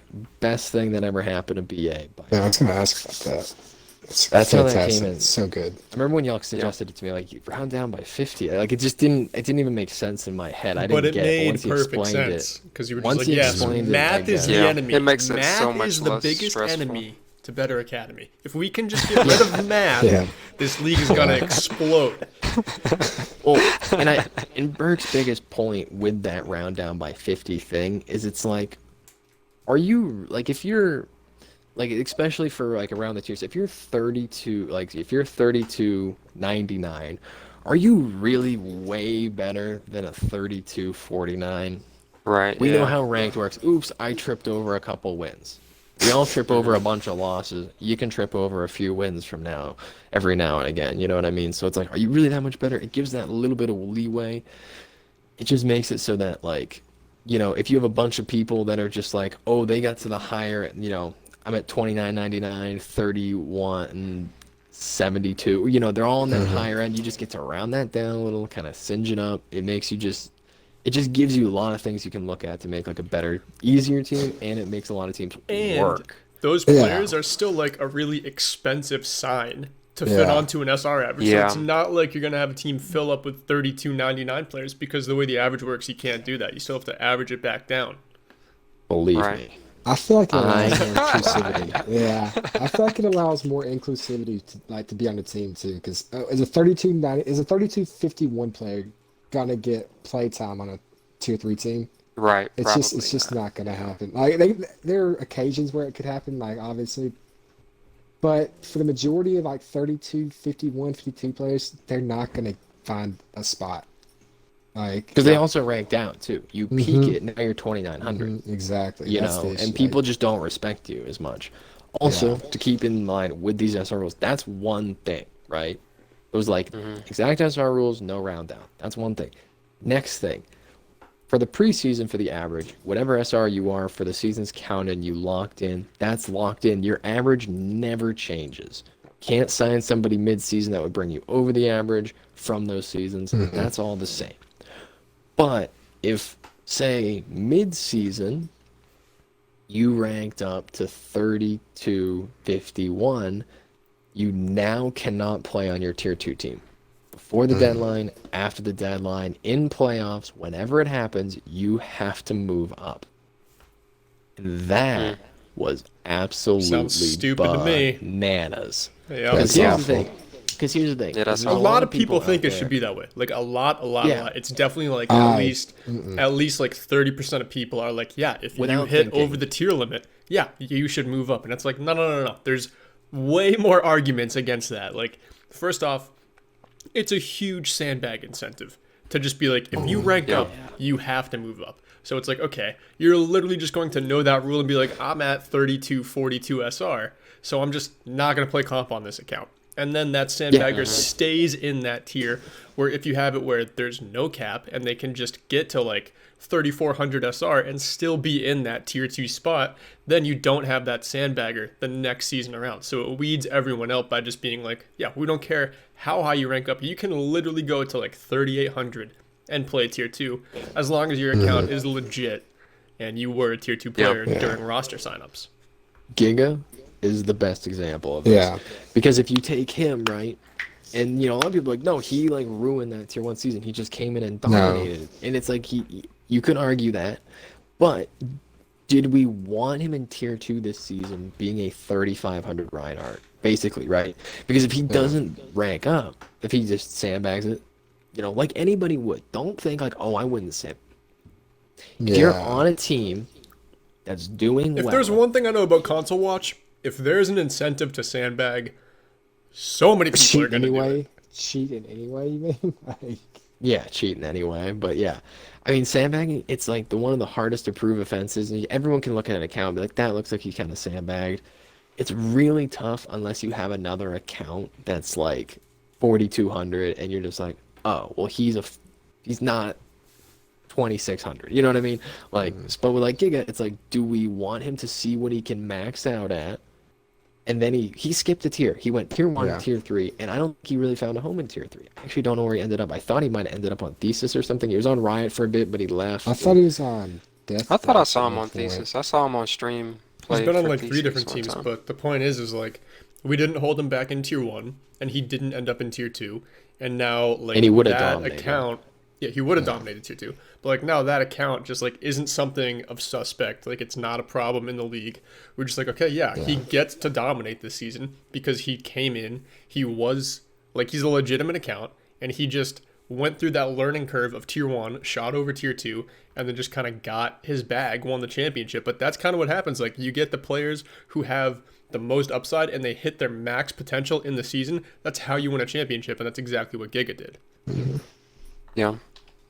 Like, it's about talent evaluation. Like, hey, this person, if they get a little bit, like, you're punishing people for improving because of coaching. That's the whole It's point the of this Better league. Academy. Yeah, Do you know how many that's the whole arguments point. I had with Enlightened about how it's the Better Academy, and we're literally telling people to not improve? Yeah. Like, my tier 3 team, I had players that, like, I Dude, was even basically J just Cal, like, we can't like rank on up. the fringe of season 2 and 3, when like J Cal was shooting up into was saying- Grandmasters from like Plat.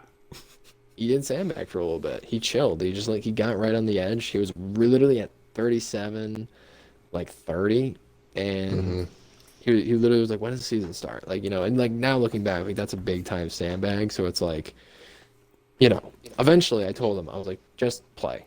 I was like, Yeah. it's gonna be a ridiculous SR to work with anyway. I'm like, just play, just if you rank up, you rank up. Maybe he loses and he stays. You know what I mean? Like I don't know, but like Now, I do have a question about the round. This is actually a combo of the 2 points you just made.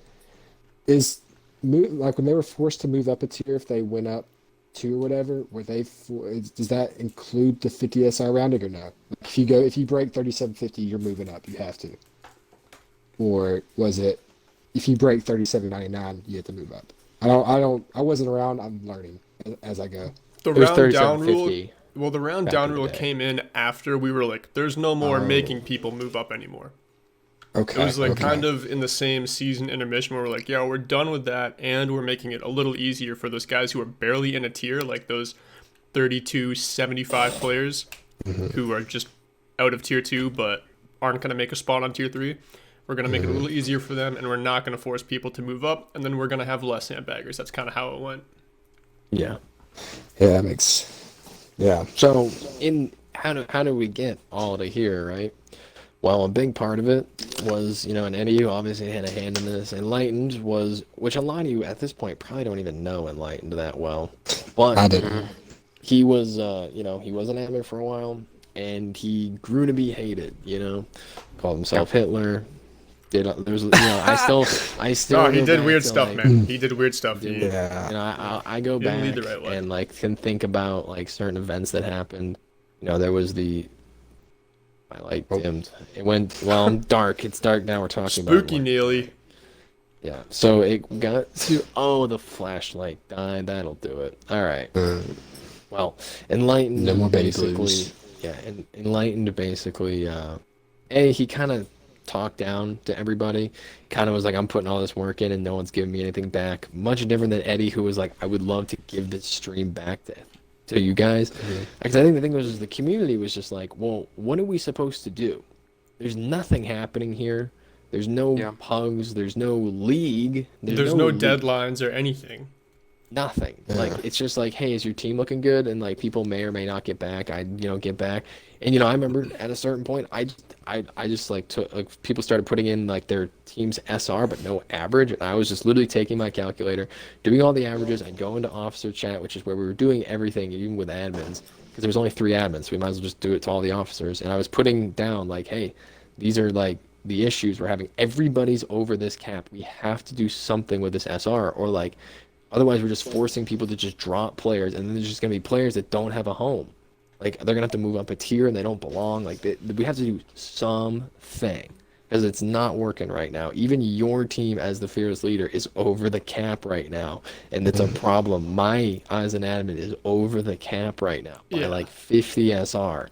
Like something's gotta go down. That's like the exact point in the timeline where the round down 50 rule came in, because the teams that were over, it's not like they were over by 100 SR. They were mostly over by like under 40 SR on the average. So by rounding everyone down 50, you chip that away, and suddenly we go from like 6 teams that are over to like 2 teams that are over who only have to drop like 1 or 2 guys, and it just saved this whole hassle of making like 15 people from a bunch of different orgs become free agents, to the point where you could basically make 2 new teams of players who are just too high to be, placed on some other team. Yeah, absolutely. And I know at first I did not get recognized when I was trying to bring this up, so I eventually started posting big screenshots of my calculator in the officer chat, and literally was like, hey, we're talking about stupid stuff, check it out, list of calculators, right? I didn't list any team names. I was like, those are our teams, we need to do something. No, we don't need a merch store time bomb, we need a league, I swear to God. No, I'm just kidding. I said, dude, math is the greatest enemy to Better Academy. Math was at the time, but eventually I stepped down because I couldn't get any. I was just like, this is going nowhere. Yeah, frustration. I wasn't doing anything really. I was supposed to host pugs, but at the time, literally, it was only my org and Blackwatch showing up to pugs. That was it. I'd be like, Seth, you fill, and he'd be like, okay, I'll fill. Like he didn't always want to fill, but sometimes I'd get him.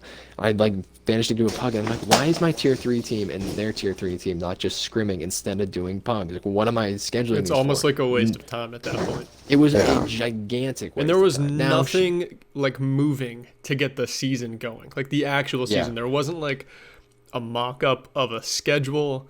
There wasn't like even a list of the teams that were going to be competing, because no one knew what the rosters were going to look like. There was Which nothing. brings us to Yelk, who, while Enlightened was still in rain, just was like, I'm sick of this shit. I'm making a schedule. And then Yelk was donned Tier 3 Commissioner immediately. I did it like during Just- breakfast, dude. I literally just took like half of my morning and was like, okay, this is what a schedule would look like if this is everyone. And then here's a spreadsheet where you can put your rosters. So now that we have these two things, like this is me pushing the ball forward down the hill. Hopefully it keeps rolling. Yep. And then, to kind of speed run this thing a bit, we've been doing this since 2. It's 7 now. But, to get the overturn to happen, I had stepped down. Breezy had become an admin when I stepped down.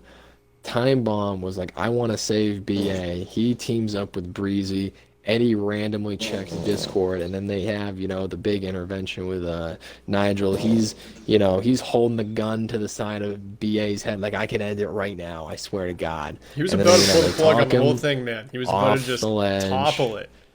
Talked him off That the was ledge. And scary. if I'm going to give my personal opinion to everybody out there, what I think he didn't do it, and he gave it to Time Bomb and Breezy, because nothing against Time Bomb, but Time Bomb had been very inactive for most of a lot of the officers, and it's nothing against them. Nothing was happening. Time Bomb is a super busy dude too. Like Super busy one of dude. the He was in busiest college, real he had adults. just got a Sorry, new I don't know if job. y'all talked to me, but Nah, We you're good. didn't. Oh, But thanks We're for just coming. running the history lesson right now, Eddie. yeah. Yeah. yeah, you're So good. It's Time Bomb, bath time at the Dominguez household. Fair.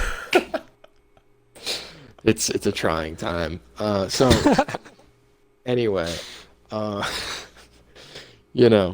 Bomb, he rose from the ashes and he was like, I want to say, BA, I joined this thing to play with my friends. If I don't have this, what do I have? So he had COVID happened. He didn't have school. He finished school. He had his new job. He kind of had, he was doing it from home. He's got more time. So he dives in and they talk Enlightened off the ledge. They get him to take the gun away from the side of BA's head. He's not going to delete the server, and he hands it over to Breezy and Time Bomb and Eddie. He didn't want to give it to any of them, so he gave it to Breezy one day and just left the server. That was literally that's basically how it's been told to me. Dude, I Hold on. remember waking up that day the same Yeah, I exact know. way I remember waking up when like Trump won the election. We're not getting political at all, but I just remember like the feeling waking up that day and being like, oh, Breezy's name in Discord is the neon yellow color of the owner. I know. Wonder how that, like, dude, it was out of left field. I noticed. I think I noticed before, like, honestly, even Breezy did. I noticed, like, literally at like 7 in the morning. Yeah, I and noticed I'm at like 6:30 because I like woke up and Fearless I had leader? like a Discord message from Breezy, and I was like, "Oh, fancy new color there," and she was like, "Oh, don't tell anyone," and I was like, "Breezy, the whole server can see the color, like it's Yeah.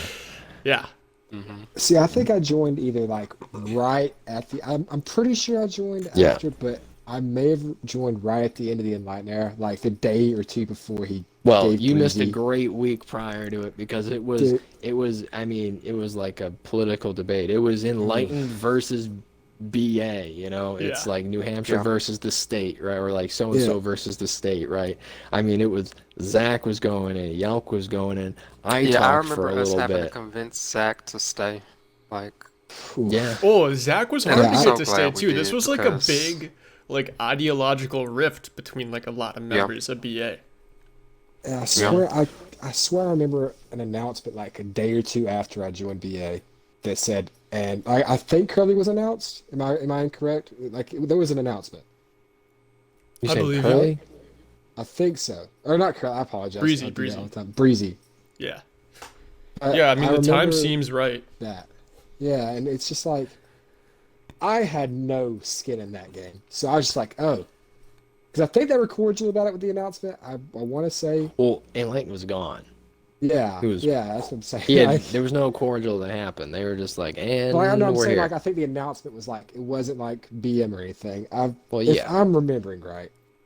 It wasn't. But- There's you got never fearless never leader. been like a BM announcement in BA. It's always been like Since True. Enlightened. yeah, sense Okay. Enlightened, dude. Enlightened would literally shit on the community. Yeah. It would be like, and you it's why guys don't everyone turned. do I'm anything, glad and then I it's joined like, one, yeah, 'cause well, I we're not gonna would've- do anything for you because you're a jerk. If He I would have been he was a here jerk. before He started out very nice. Breezy, if I'd have been here before Breezy, I don't think I would ever. I won't think I'd be here right now. I really don't, because that would just. I don't take bullshit like that. I would have left. I would have left at the first signs, honestly. I'm trying to think where I'm at right now. So, Enlightened We're at leaves. the very start of like season Burke makes his 3, schedule. so we're kind of getting into So- like Horizon Lunar Colony Hold stuff. on. Ooh. Yelk and You Neely killed my take over the build-up. BetterCast. Let's start with Yelk and Neely taking over the BetterCast. Oh, You kind of killed my build up. It wasn't gonna be too great. I was like, and season 3 finally commences. The first game is gonna be held of tier 3 and 2. It's the first game. Yelk and Neely are on the case. It's Blackwatch versus Horizon Lunar Colony. yeah. I You remember know, that I remember we vividly. get into Number the lobby. one, number two. I look at them and I'm looking at Horizon. I'm like, I've scrimmed this team like 3 or 4 times. I know, just close it. I've scrimmed these guys like 3 or 4 times, and yeah, look at me, and I'm like, this is not.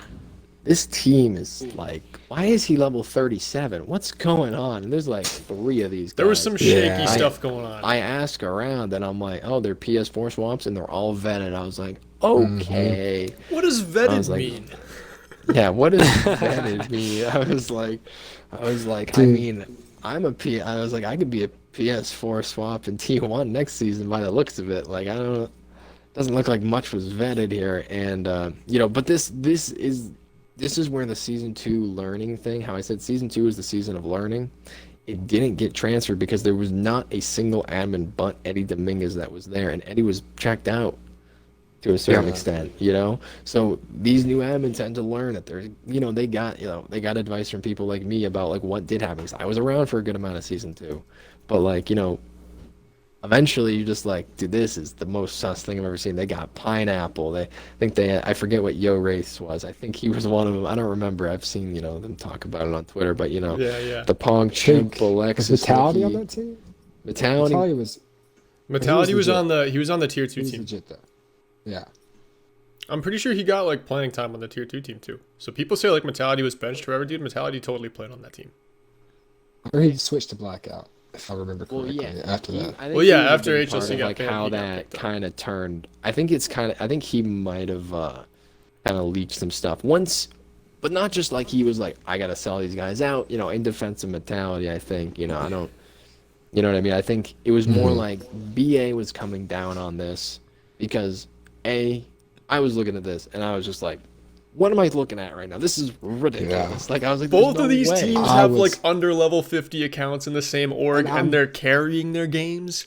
Something's not I'm right. brand new. I'm brand new to fucking console watch competitive. So like I'm like, what the fuck is like I had no idea what a fucking Smurf account like in a league like that. I didn't even think people would You were do just that. like, this pineapple guy is so good at Yeah, DPS. yeah. He's pretty good at Genji. Honestly, yes. And so much shit was thrown like in my direction that not like directly at me, but just stuff happened to be like there was the color war. God, the color war. I So forgot. I didn't write stupid. that down. We gotta talk So- about red versus green versus purple, dude. Dude, All right, so I just this remember is getting a before. DM. Oh, This is before Horizon was caught. This is before the season. It's kind of going into it. Like we were getting real close. But there's a rift And, between Horizon and the rest of BA.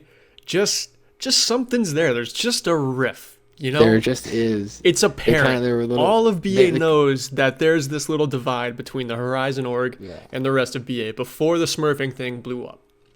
Yeah, even was a thing. Even that anything knew about. This color war comes out and like, it's literally just, you know. And this is the admins learning. You know, they were like, oh well, we because Sense and Light, they're like, well, we want to listen to the community. So they were like, you know, I think I brought up, I was like, it'd be cool to go back to green just to kind of get rid of that red. That's when Enlightened was here. He made it red. Let's move over here.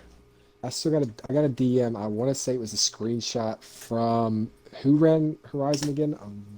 Alexis. Yeah, Alexis Nikki. Yes. And how they were messaging people, and because fun fact, New Future and HLC were both part of Overforced. I had no idea HLC was part of Overforced until later on, honestly.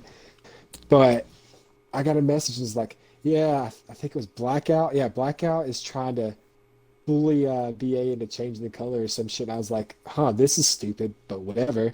Everyone targets Blackout, dude. Blueprint was just as big a thing in this. Dude, Like, I mean, every org, everyone... no daylight included, was rallying the troops to go vote in the color war. Like, it was a big thing. What are we getting this logo to be? I voted for my favorite color. No. Neely, how did the color war end up? You want to just...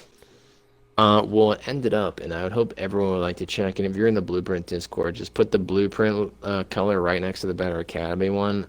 Blueprint won, hands down, in which color it was going to be. It was a lot of luck, but I was definitely like, blue would look kind of cool. Blueprint blue. I like green. It's literally the same. I like green the color best, palette. too. But yeah. No, if it went back to green, I'd still be happy. But I remember when it first swapped. I mean, I have a tweet somewhere that just says "Perfect Harmony." It's just a little crop out of my org's Discord logo next to that, and it's like I still scroll by them and I'm like, which one's which? Like I click on Better Academy and I think I'm in Blueprint. Like it's funny. But here at the BetterCast, we keep it green at the beginning. Shout out to Blueprint Chaos, just being one of the grandfather orgs of Better Academy at this point with what's gone on. Also, shout out to the Dive Admiral, 13-month subscription to Alt Charge. Over a year. Very cool. Very cool. I have 2 subscribers in over a year right now. Dab and Lieutenant Franz. It's awesome. All right. We got to catch up to this season where we are right now. I want to talk a little bit about casting, just kind of how I got into it, and then like where it, I guess, got me, because like it ended up making this stream the whole thing, which is way better than it was when we started. Like it used to just be like a black background with a green microphone that said BetterCast with Yelkreb and Neely. That's all it is. It's all you saw. And now it's this whole thing, which I think is pretty cool. I learned a lot along the way. But how I got into casting was like, I was going to college to become like a sports broadcaster, like hockey and baseball and like traditional stuff. And then started doing Better Academy. Had a game that I played the clip from on the stream where Eddie casted it. And I was like, oh, they got casters for these games. Like, that's pretty cool. I could stream a game and just like try casting Overwatch. So I tried casting a game with Cam. It worked pretty good. We cast a game By the way, together. scrims. Yeah. Oh, we're casting scrims. We're casting scrims. We're casting lots of scrims. We don't know the difference between league games and scrims. People are saying tier 2, tier 3, just like, no, we don't know what any of that means. But we just started casting like basic Overwatch games. Practice and Getting everything. good.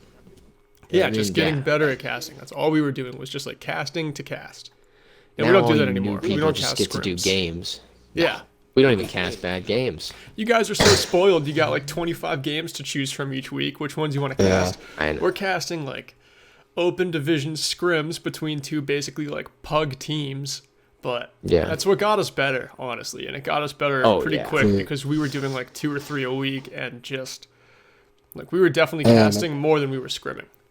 It was so fun. Y'all like the premier casters. I think that's a big, like, not trying to pump you up too much. I know how that ego works. And I know, I think it's more of a diss to all the people that have been doing it this season. You know, because we do have a lot of people doing it well. But I mean, if I do have to be biased, I know it's not. But if I do have to be biased, like I am, you know, I do think when Yelk and I put on a production, it's definitely one of the better. Yeah, absolutely. There's a just reason why we have. I mean, BetterCast. I'd like to ask anyone else, do they have a formula that they could like break down and tell people, you know? I have a formula that I've told if you do, countless did people. I tell you that formula? Yeah. Because probably. Probably. Yeah, no, If anyone's thinking about going to college to become a sports broadcaster, just like send me a Discord DM. I'll save you tens of thousands of dollars. Anyway, like it's led to some great things.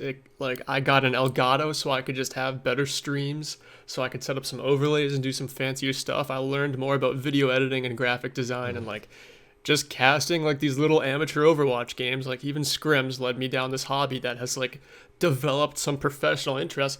And now, just to kind of show you that, like, if you invest your time into something really small that you care about, like an amateur esports thing, like now I'm getting paid just like side money to cast like college Overwatch games.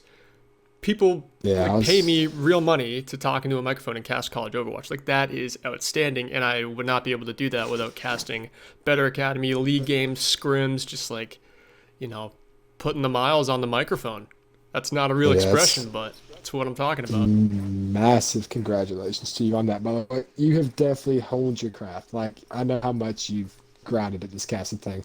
May not look like it to new members of BA because the game ratio might be down this season, but Yelk and Neely have casted, like, even out of BA. I saw them cast in that CGL GOATS tournament. They just take every opportunity they can get. And That's not it. That's just not true. We don't take every. No, It's no, not okay. at all. We get offered way more Yeah. stuff than we take. Yeah. Hey, I'm sorry. I apologize. Wrong wording there. Y'all did do that. Y'all used to Yeah. just cast We've every casted chance. everywhere. Now, I've casted Yeah, like now you have CCC the finals chance. and yes. And they have the PC, chance to console. pick and choose. Yep. People are coming to you for it. You're not going out and asking, "Hey, can I cast this?" Like, that just shows like how much the grind honestly helps. Like it's Yeah, just a you're example. you're absolutely right. Like, if you cast enough games, you're gonna be able to put together a really good demo reel, even if it's not audio clips from the same game. Mm-hmm. You know, you can edit together a 2-minute video that looks really clean, where you have some really good vocal highlights in there and some good Overwatch going on in the background, and then you put that out on the internet, on like Twitter or on YouTube. People find it, they come to you, or you search like esports casting opportunities paid.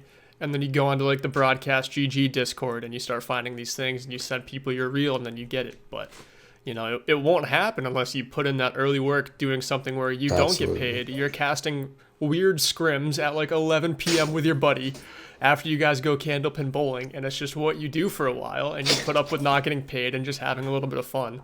And then hopefully It's so fun you find the money. I don't know. Even if there's no money in it, like I love casting. I've loved casting every single game I've casted except one that I casted. I left mid-game because my co-caster wouldn't let me get a word in. I'm a guy who talks a lot, but that guy really talks a lot. Anyway, I've had fun who you are, casting Ken, all the time. Yeah. If you're watching, Guy, which you're not, but you know who you are. No, you're not. If you think it's you, then it's not you. Let's just put it that way. Yeah, nah. Honestly. I've casted with Yelp once. I've never casted with Neely, but Yelp made it so easy. Just like, cause I'm still fairly new. I've done 4 or 5 games. I'm still baby mode. 4 of the 5 being on a Better Academy channel. Not bragging, but yeah, it just made it life so easy for me. And I feel like I could have that same like if I would cast with Neely. Obviously, there's a little bit of chemistry there because we're constantly playing together, constantly talking. But I feel like y'all are so good at what you do, you make it easier for other people to do it. If that makes sense. Well, I mean, we've been shouting on this thing forever. Like, go out and gas. Just start up the Twitch app on your Xbox and just do it. Like, there's plenty of games. Just go do it. And if your internet can't handle a stream, cast with somebody who can. Like, that's what I do because my internet won't hold up. Also, I don't mean to rush this, but we've been at this for hours now. Yeah. And I know to finish, I think just to kind of wrap up and kind of get to, finishing out like the season 4, which we're in currently. We're in the playoffs.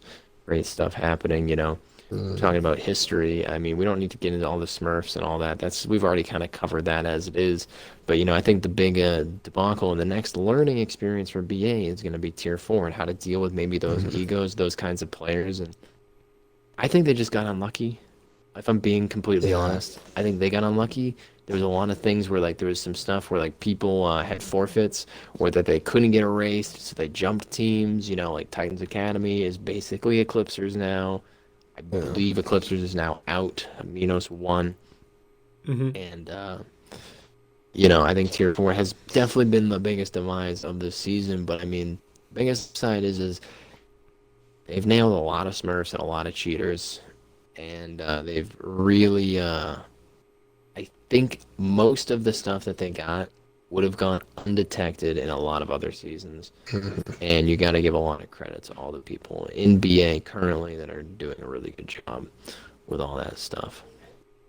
Yeah, Tier 4, I will say I don't think we should try to expand to Tier 5. Yeah, I know it is a wider group, but I think we should perfect Tier 4 because I know with who BA has in charge, like from admins, officers to Breezy, they can perfect it, or maybe not perfect it. They can make it a lot better than it was this season.